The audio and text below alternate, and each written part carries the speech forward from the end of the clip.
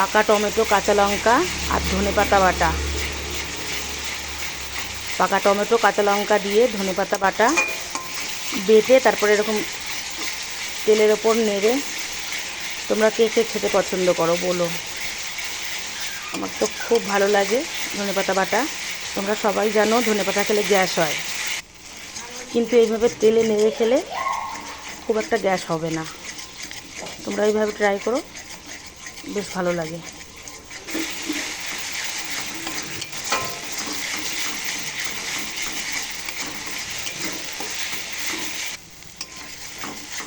এই দেখো তেলে নেড়ে এটাকে পুরো একদম শুকনো করে ফেলবো।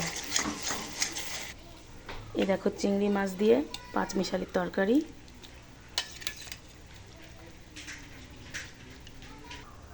বেগুন ভাজা। এ দেখো কলাই শাক ভাজা ডিম দিয়ে। কলাই শাক ভাজা ডিম দিয়ে তোমরা কে কে খাও? খুব টেস্টি লাগে, ট্রাই করো। কলাই শাক আমার তো দারুণ লাগে।